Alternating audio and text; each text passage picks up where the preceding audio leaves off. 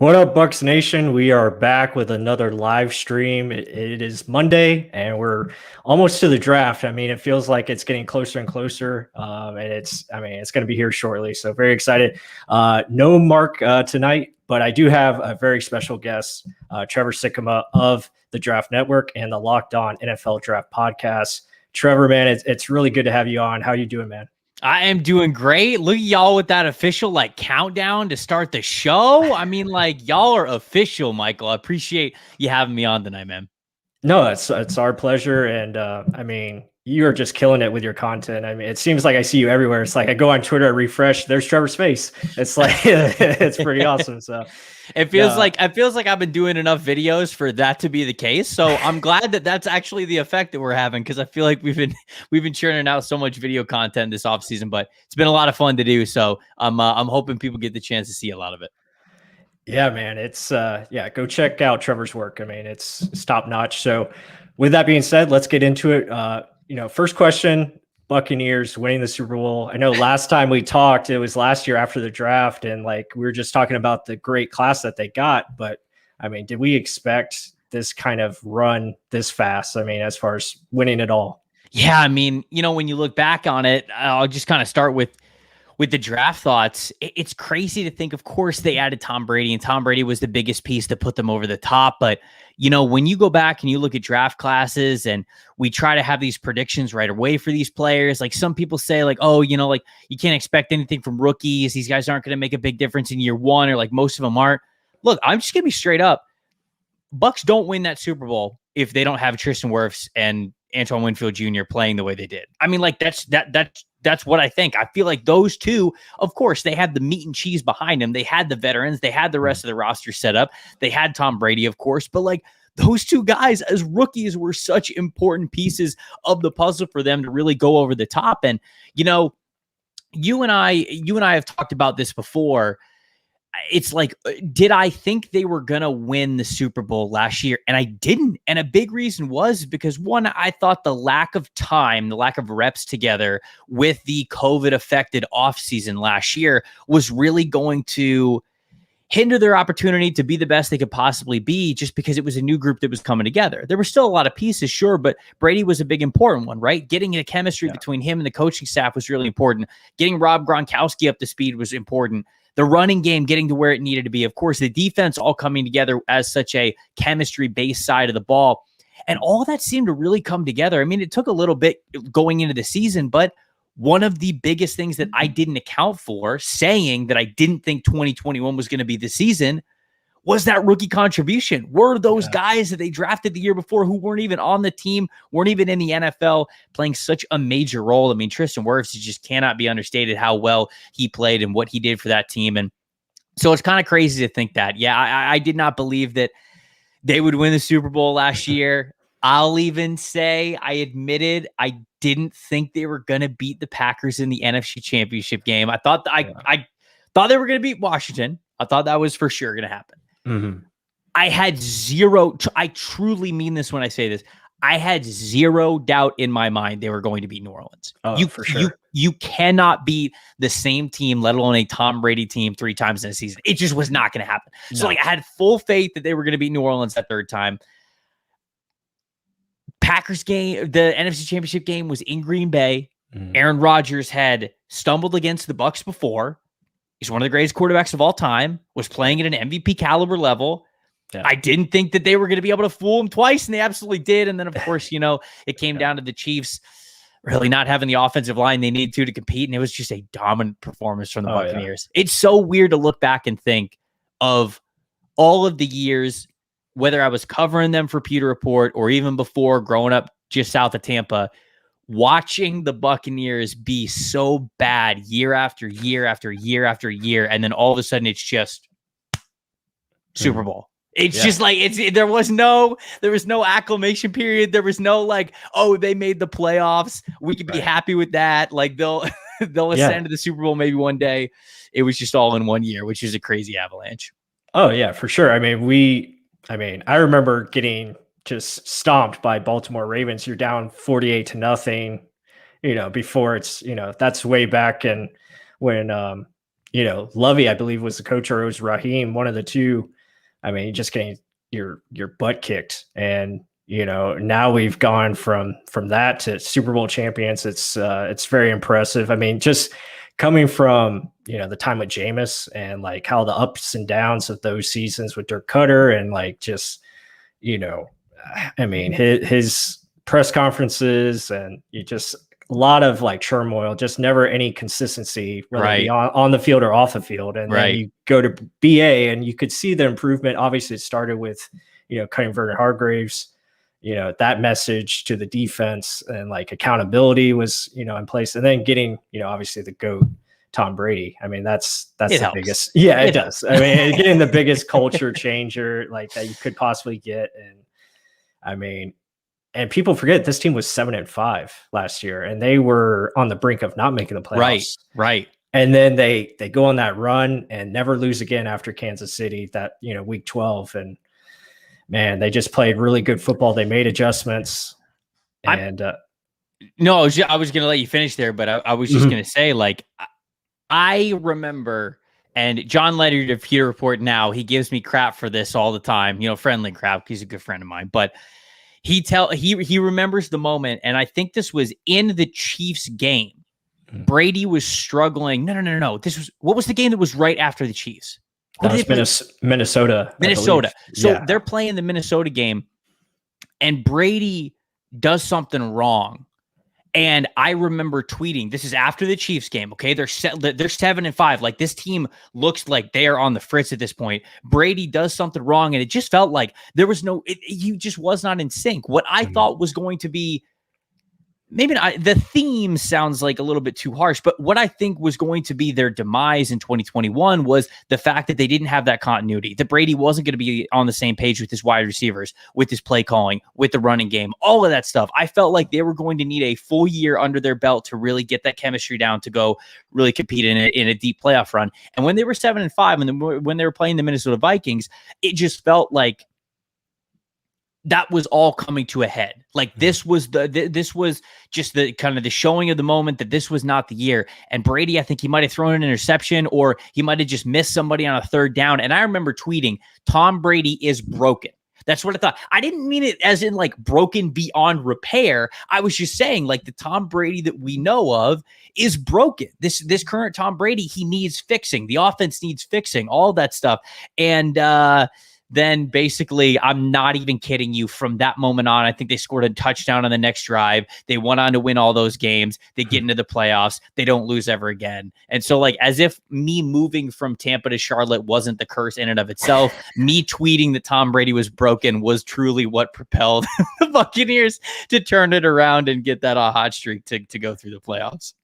Yeah, man, it was just a wild ride. And, it's awesome that they, got the job done. And, now going into this offseason, like, it's just crazy how everything has just like followed suit. Like, they bring everybody back, not just one guy, just they brought everybody back that they wanted to, and they continue to add to their roster. And now you look at this draft that's coming up, and you're sitting at 32, and just talk a little bit about like what positions you see them really addressing, or what's like the strategy you're thinking this team's going to approach? It's so hard to predict what the Buccaneers are going to do at 32, because of course there's 31 picks that have to happen before them. Well, we assume if they're going to stay there, and there's really just not a lot of needs on this team. Like, I've been doing the draft for a long time. I've been covering the draft probably since, at a basic level, since like 2013. I've never seen a team in this kind of shape. I've never seen a team win the Super Bowl and bring back everybody, not just the core players, because that happens all the time. Teams win Super Bowls and they bring back their core players don't leave, whatever it is. That happens all the time. It's never this situation where all 22 starters and so many of the depth players on the team are still there. I mean, basically the only player they don't have at this point is Antonio Brown. And Antonio Brown was useful for them. I don't want to just like shrug that off as nothing, but to bring back literally everyone, improve the running back room, and okay, so you don't have your basically wide receiver 3. To me, that's just completely insane. This team is not only stacked at their starters enough to win a championship, which they just proved, they also have so much depth. And I guess when you look at 32, the Buccaneers have the opportunity to pick best player available unlike maybe anything we've ever seen. They truly have all the flexibility in the world. Something that I think might hold some weight is when Jason Light said earlier this offseason, well, we build our big board for every draft viewing these players in year 2 or 3 of their NFL career. We don't necessarily pick guys thinking, okay, this guy's the most pro-ready player right now. Sometimes situations might call for that, but the way the Buccaneers build their big board is you want to predict what a guy will be like, what his ceiling will be, and what his potential could be as a guy who's really going to either come into a starting role or just be a really good contributing player for you in year 2 and year 3. So with that, you could bring some contracts into play, right? Along the offensive line. Alex Kappa and Ryan Jensen, they're both free agents next year. Of course, they're going to play this next season, but they're both free agents next year. Bucs spent a lot of money bringing a lot of people back this year. Maybe they don't want to bring back both. So maybe you look at an interior offensive line guy and you think, okay, that might be a versatile pick. I've put Landon Dickerson to the Buccaneers at 32 before because of that very reason. Oh, dude. I mean, if he's healthy, he's a monster. That's my favorite player in this draft. And I always give Mark, I give Mark crap because he doesn't want to take Landon at 32. I'm like, dude, I mean, this guy is legit. I mean, you just turn on the tape. I mean, he's a top 20 player, maybe even better. I have him as a top 10 player. I really do. Now that's before building the board itself and having him in a final location because I don't really know. I have the injury history the same that everybody else does, but I don't exactly know if the doctors are basically telling me, look, this dude's not going to play a full NFL career. And if that's the case, yeah, maybe you don't want to draft a guy like that at 32. So I could absolutely understand the reservations, but on the flip side, I could also totally get it. You could also go over to the interior defensive line, right? And Dominic Sue, it took him a while to sign a 1-year deal, but it's only a 1-year deal. So you go, okay, Vita Vea is probably there. You're going to keep him the cornerstone of your team. You just signed Shaq Barrett to a big deal. Jason Pierre-Paul's deal is kind of coming towards the end, but at the same time, who's going to sit here and bet that Jason Pierre-Paul's going to slow down? Because it ain't going to be me. I mean, the dude's nuts. He's a cyborg. I mean, he doesn't stop. Why the Giants moved on from him, I don't know, but it's to the Bucs' advantage. And so it's not even like you're drafting. I mean, they got Nelson behind them, right? I mean, they've got these guys that they're comfortable with depth and starters. So interior defensive line, you have Christian Barmore still there. Perhaps he's the pick, but man, if you're not drafting Barmore, there's really not a great interior defensive lineman to have in this class. I mean, it's just not a strong class. You could go wide receiver. You could go running back, but I mean, at this point, Ronald Jones is a free agent next year. Leonard Fournette's a free agent next year. Gio Bernard's only on a 2-year deal. Keyshawn Vaughn, okay, didn't show a lot last year, but are you going to draft a running back? Because then that would make your room 5 dudes. How many of these guys are even getting dressed on game day? You're probably scratching 2 of them because you're probably only bringing 3 running backs in the fold. So all of that to say, it's so hard to predict what they would do at 32. If you want my opinion, I think they're going to trade down. I just think Tampa is going to trade down back into the second round. They're going to get somebody to come up. They're going to convince somebody to come up, go get a player who they could get a 5th-year contract on their deal. They'll move down into the second round a little bit, and they will move down in the second round to pick up assets in next year's draft. That's what I would think would probably be most likely for Tampa. Yeah, I agree with that. I think they definitely want to try to, condense picks because when you look at it, they don't have a lot, like you said, they don't have room on this roster. I mean, you have 3rd round picks, 4th round picks that might get cut because the roster is so talented. Yes. So I could see them trading down and then, picking up future assets, like you said, for next year or the year after, but then also trading back up if they want to get somebody, maximize top 100 picks and go that kind of route. I will ask you, you did mention defensive tackle. What's your thoughts on, the Washington defensive tackle, Levi? I can't pronounce his last name. Onwuzurike is how you say his last name. There you go. Levi is interesting. I didn't love his tape. I just felt like he was dominating a lot of guys that I didn't think were of NFL caliber. I didn't see a super superior athlete in the couple of games I watched. And normally I like to get 4 games of prospects under my belt, but I was only actually able to get 3 all 22 games of him. So I was only able to watch 3, but in the 3 games that I watched, it felt like he was not really this premier penetrator that you would take in the first round. I mean, I think that he's very versatile. He's got a unique body type. He could play anything basically from like nose to 5-tech. Washington was letting him do. Washington's defense has always been very unique. I mean, like we've seen that back with Vita Vea when we go all the way back before he was a Buccaneer. I mean, they'd play this guy at 4-eye. They'd play him at 5-tech. They'd piss off offensive linemen by just having him like super stun all the way from the tackle to the center because everybody's got to pay attention to him. So Washington's always a little bit funky with their defensive line. And so there's somewhat of a projection to what a guy like Levi and Wuzurike is going to be for you. But what the Bucs really would need, I think, they want to stay versatile. And I think that that's important too. And he brings that to the table, but you're going to want a guy who could probably find more of a home as a penetrating 3-technique player. I think Wuzurike would be that. I just don't know if I saw that much of an impact from him to say like, oh, okay, like this is a first-round player. Like even if the Bucs liked Levi and Wuzurike, that would be a target that I would tell you trade back out of the first round. Like you could get Levi somewhere in the second round. And I think that would probably be a better plan for it. So that's the way I see him. I'm not as in on him as a lot of other people were. I know that Tampa's got the Washington connection in a couple of different ways, especially with Lake being the coach there. But I'm just not, I was not as big on him as some other people were. Yeah, I mean, I definitely see him as a second round prospect if that's where, they want to go. But, I'm bigger on, I like Bobby Brown. That's my dude. If you want to get a defense tackle later, I just feel like his upside is a little bit more. He's got a little bit more to his game, length, size, all the stuff that you want. Ben Solak, my co-host of the Locked On NFL Draft. Brown is one of his dudes. Like he really likes him.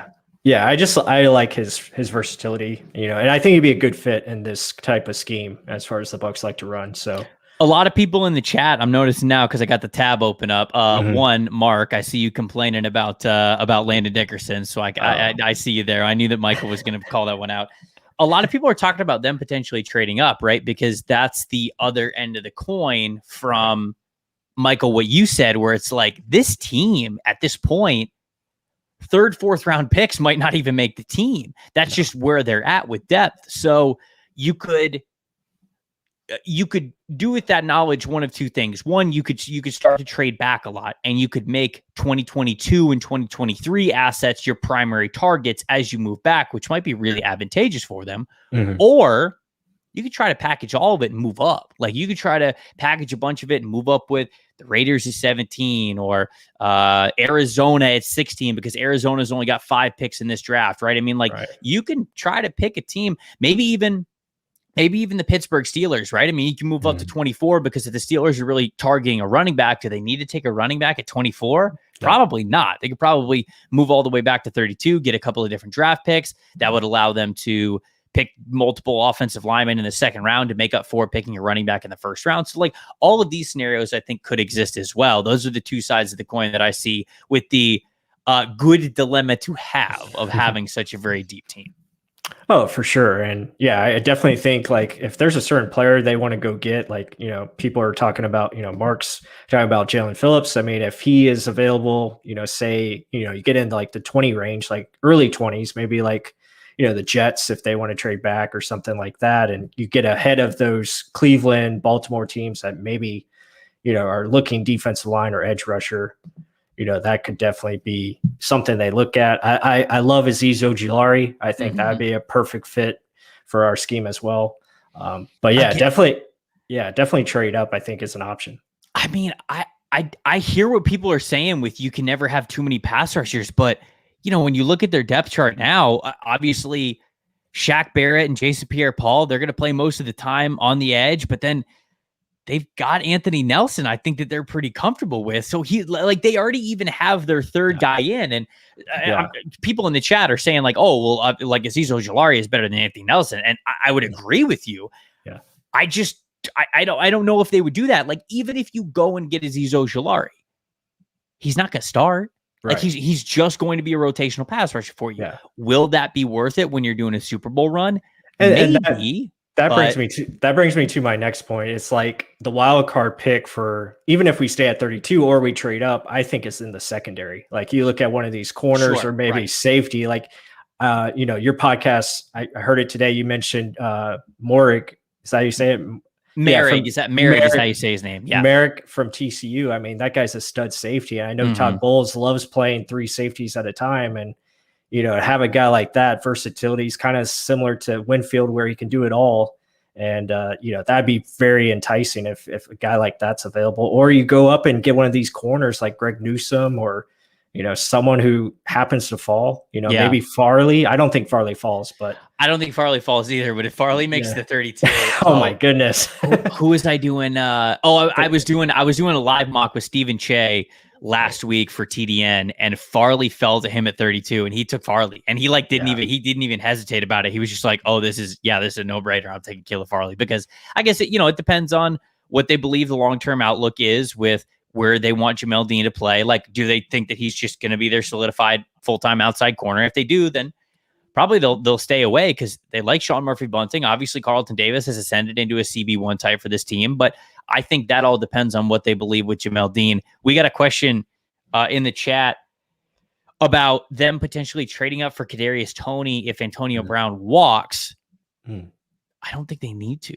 Like, I don't think they need to trade it for Kadarius Toney. I was on a podcast last week, and somebody asked me what I thought one of the more overrated players is when it comes to like the rising and falling during draft season.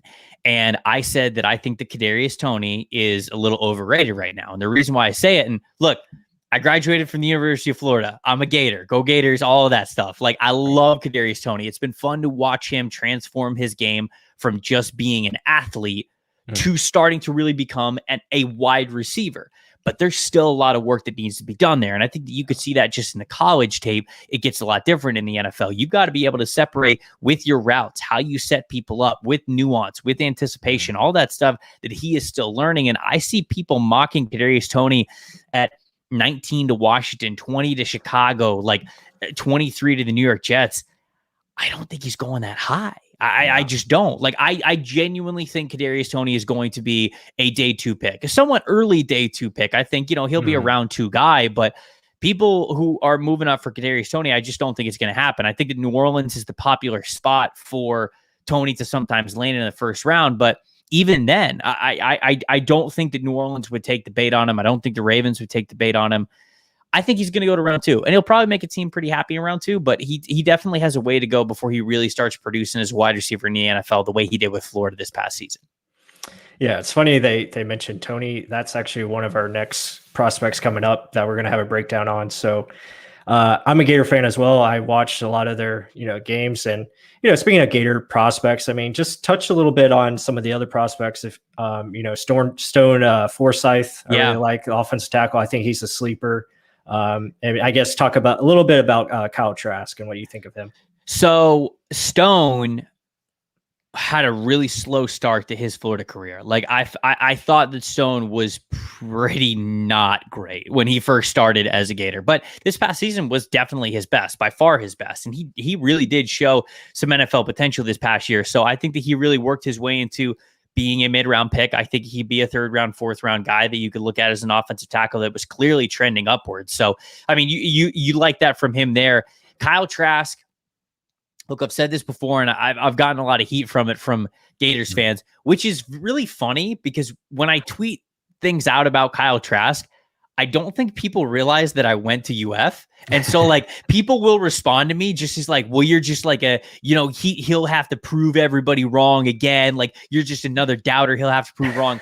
And I almost want to tell people, look, I was watching Kyle Trask recruiting film at Texas before he even became a Florida Gator. So like, don't talk to me about that. I was, I really liked Kyle Trask's game coming out of high school. I knew the De'Aaron King situation, and I knew that he hadn't started there, but I liked him coming into UF, being a developmental quarterback, and I loved how he threw the ball with touch and anticipation when he was in high school. He gets to college, and that gets even better. I mean, the way this guy can hit timing routes and just float the ball so perfectly under a wheel route or whatever it is, it's a thing of beauty. Certainly having Kyle Pitts on his team didn't hurt his stats this past year, and I think that that's a big thing that you got to think about with him. But I'm not so sure any quarterback in this class, I mean, maybe Trevor Lawrence, throws with touch better than Kyle Trask does. And I think that that's really valuable. However, I don't think, and I have never believed that Kyle Trask has an NFL arm that you would want for him to be a long-term starter for you. I think that Kyle Trask, for the things that he brings,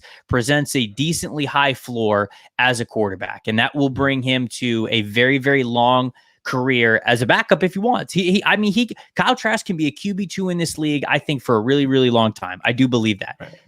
But I don't think he's ever going to be somebody that you would want to invest even a year's worth of your franchise in. Like what we saw with Teddy Bridgewater this past year. Like what we saw with Teddy Bridgewater, as you sign him to, you already know, be a bridge quarterback in the NFL. That's the peak to me. Like that is as good as it gets for Kyle Trask. I'm not even talking about like Tyrod Taylor, where he was a journeyman around the NFL and had a couple of chances to start. I don't even think that's the case. I believe he's a backup quarterback. I think his arm really limits what he could do. He could throw the ball for distance fine, but when it comes to really pushing the football with velocity, I just don't think that he shows it enough. I think he'll be a backup in the NFL. And so that's kind of my thoughts there on Trask. Yeah, no, I agree. I think it's, you got to be able to fit those tight windows. And I don't know if he's going to be able to do that, with his limitations as far as the strength goes. So, right. Mark was asking about, I think he means to Daryl Slayton. Oh, yes. Yeah. Big D tackle. I mean, he's just beef, like pure 100% Angus beef. I mean, like the grass-fed American, whatever you want to say about it. Like that's just, he's a big-time space eater. And he's a dude that you would draft, I think, later on day 3 if you want that nose tackle type.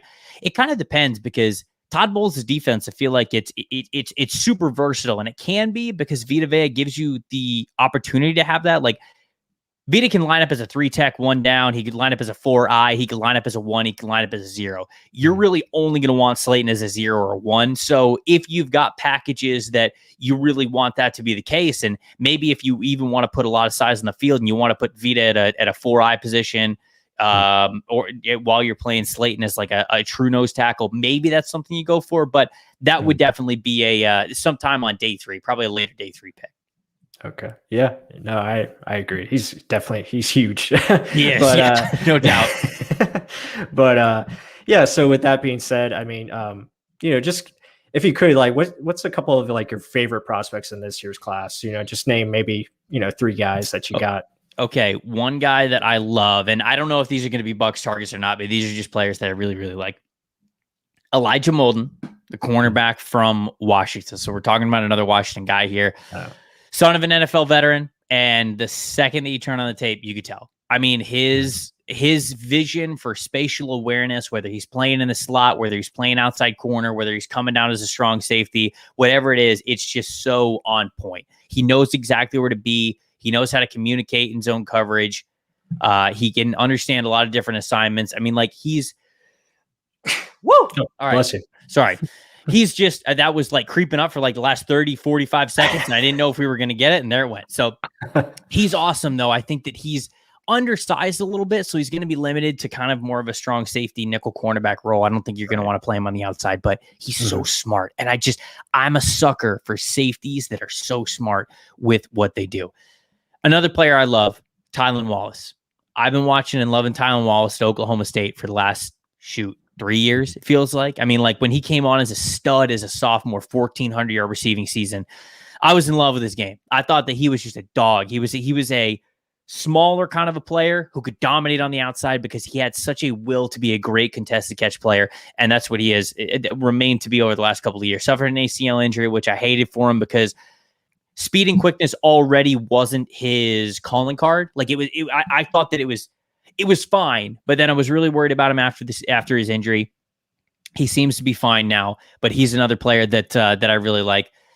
Man, third guy, I really like Derek Barnes as like a mid-round linebacker type. I mean, he former edge guy that Purdue moved to linebacker, and he just plays like his hair is on fire at all times. So if you are a team in the NFL, and I know we're going a lot more towards nickel being the highest percent personnel on defense that you're playing, but if you are a defense that still really relies on base defense, at least 3 linebackers on the field, mainly emphasizing a Sam linebacker that could come up on the line of scrimmage and really get physical with you and almost just have an extra body attacking the line, I think Barnes would be fantastic for you. He's a player that I have learned to really like over the last month. when he came onto my radar. But those are three guys that as I watched him, I was just like, these players are great. They're not all going to be top 50 picks, but whoever gets them, they're getting a great football player. Yeah, no, that's awesome. Yeah, I mean, a couple of my guys, I love Kenneth Gainwell. I think he's nice. He's a stud. I just like his ability. I think he's a perfect fit for today's NFL. Being able to just use him everywhere on the field. I mean, dude lines up wide. He can do receiver routes. I mean, it's crazy what he's got the ability to do. Yeah, he's a little small, but I think he's a great prospect to have. If you're running a zone offense, like if you're running outside inside zone, I mean, he understands how to read offensive linemen when they're going left and right, and I think that's a very valuable skill for today's NFL. Yeah. So, and obviously, I mentioned Landon Dickerson. I think he's my top guy. He's just awesome. He's just a stud, man. I think he's going to have really good success at the next level. I think the injuries are in the past, and I think he's going to be just fine. And then Zaven Collins. Zaven Collins is nice. I just feel like he's a unicorn. Like you don't see linebackers like that, 6'5", 260, a former quarterback as well, a guy who kind of understands how to look at offenses. And I mean, he's very instinctive, and I think you can use him in versatile ways. It's kind of like Derek Barnes, where you can, maybe rush him outside, as the edge position, and then his coverage skills are just, I think that's what you need in today's linebacker. You got to be able to cover. And I think that's very important. That's the thing that really got me with Zaven Collins is you look at the 6'5", 260, and you go, okay, you're a Sam. Like you're going to be a Sam linebacker. Mm-hmm. We're going to have you on the line of scrimmage. You're going to be head up against tight ends. You're going to be handling things on the line. You're going to be sometimes setting the edge as an outside linebacker. But I mean, he's got a great feel for coverage. Like you said, like he's got that former quarterback background. He can drop into different zones. He's great at reading the quarterback. And I mean, he's not the fastest dude in the world because of his frame, but I think that he's really quick and he's great to anticipate as well. And I think that that's a big part of the battle in coverage. You got to be athletic enough to really drop into zones and things like that. But I think the anticipation also helps in a lot of ways. And so he is definitely a very intriguing prospect. I think he's a for sure first rounder. I'm just not sure where exactly it's going to be. Right. Do you take him at 32 if you're the Bucs? No, but just because the Bucs are going to want to run so much two linebacker sets. Like I just don't think they need them. Like they have Devin and they have Levante, and as long as Levante's sticking around for a couple of years, especially what you would assume for a Super Bowl run, I don't think it would be advantageous for them to take Zaven at 32. I just don't see it happening, even though I think he's a really good player. Yeah, and it's probably too much to invest something like that as an edge project, pretty much. Like I could see them trying to use them at edge, but again, it's no guarantee it's going to work because they really rushed a lot from the outside. So, yeah, I mean, so with that being said, I don't have any other questions. I think that was it for me. So, Trevor, again, this was awesome just having you on. And man, your content is just killing it right now. Tell everyone how they can, what you got going on coming up next and where they can find you. Well, I really appreciate the kind words, Michael. I mean, we've been doing a lot of stuff over the Draft Network. We've been trying to ramp up our video coverage, as you all are as well. So, the video grind when it comes to putting out some visual content. And, we're coming down the home stretch of a lot of stuff. Our Buster Broken series, the live mock drafts. I mean, draft weekend's almost here. And so we're going to be putting out a lot of stuff between now and that first Thursday of the draft. But yeah, you can follow me on Twitter at Tampa Bay Trey. Follow the Draft Network at the Draft Network. I mean, we're going to be covering the Bucs and every other team as we try to figure out who they're going to pick in front of who might be in front of Tampa Bay and who might be available for them when they come on the clock. So, Michael, I really appreciate you having me. Always enjoy talking ball with you guys. You guys are killing it as well with the film breakdowns and the assessment of this team. And so y'all are doing awesome work as well. Thanks, Trevor, man. It's been awesome. And yeah, we'll have to do this again sometime soon. Absolutely, man. All right. Take care. Have a good night.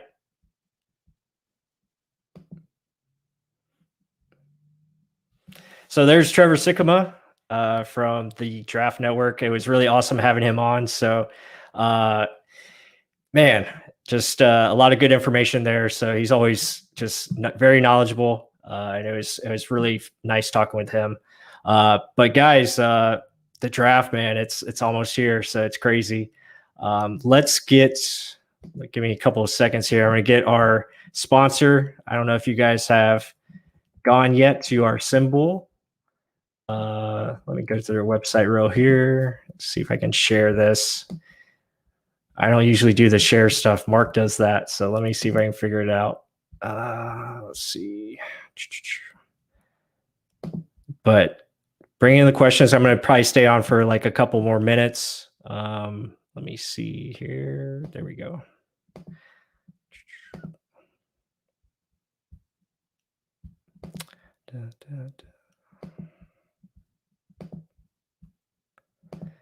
All right.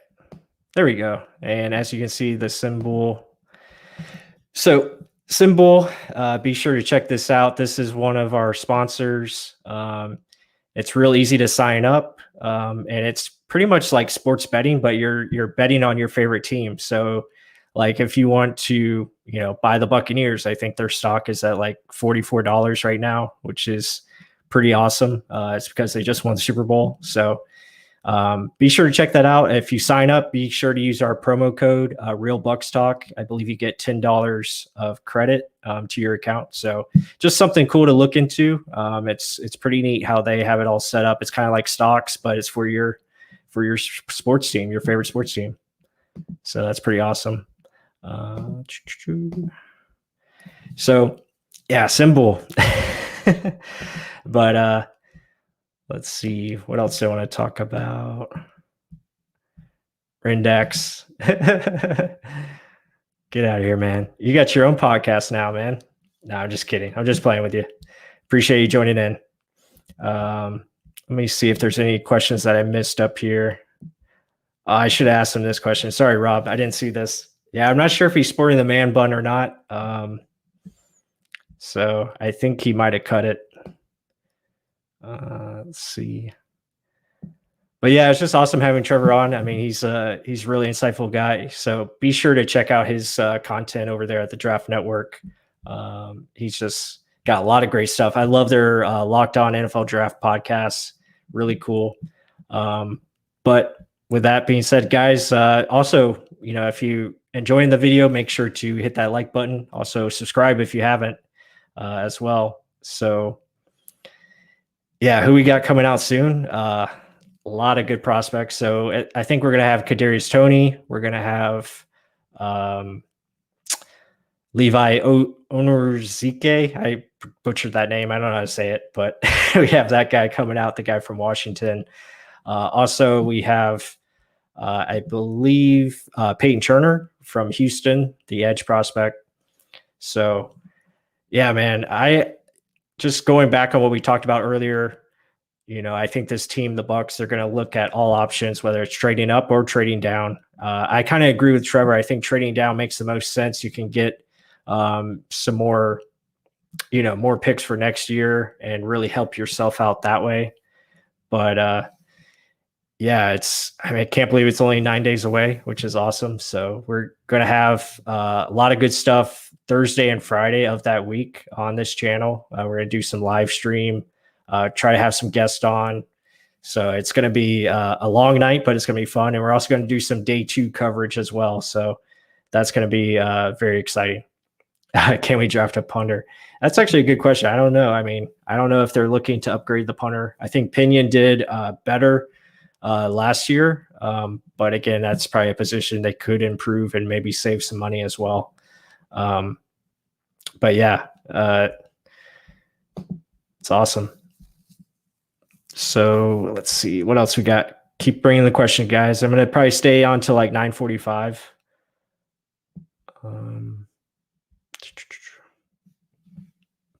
But I mean, looking at it, from position wise, I mean, there's just not many needs on this team. I mean, that's why I think, offensive line, wide receiver, defensive back, maybe defensive line edge prospects. I think those are the targets pretty much. I'm not sure if they're going to draft a running back early, but I wouldn't put it past them if, they find a guy they like, we talked about Kenneth Gainwell.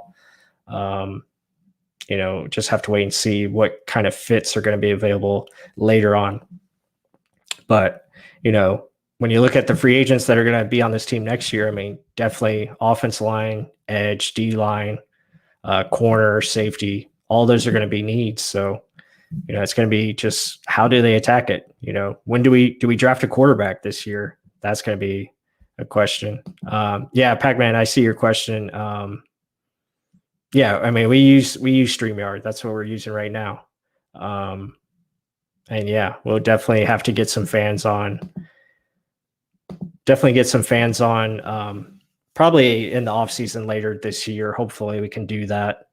Once the off season kind of dies down, draft is over, then we can probably try to get, someone on.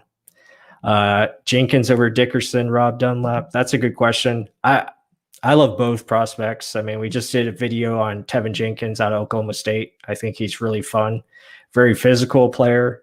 He's versatile. He can play left or right tackle. He can move into guard.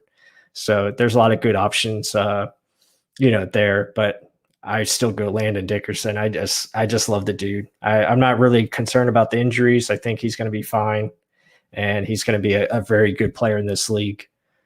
He's just got that it factor. I think about him. He's a good leader. People respect him. So, but man, and something we didn't get into earlier with Trevor, as far as the top 10 and like how that's going to play out, quarterbacks, I think are going to go 1 through 4. I think Atlanta's probably going to trade down. Do they take Kyle Pitts? Maybe they do take Kyle Pitts if they can't get a trade offer out. But yeah, I mean, that's what makes the draft fun is, just the drama that it's going to bring next weekend. So that should be awesome. But guys, I think I'm going to head out now, close it out. Again, thank you all for, joining us. Hope you guys enjoyed the segment with Trevor. It's really nice talking with him, and we'll have to have him on soon, probably sometime maybe after the draft. But thank you all for joining us tonight. Be sure to hit that like button, and also be sure to subscribe if you haven't. And we appreciate all the support for the channel. And as always, go Bucs.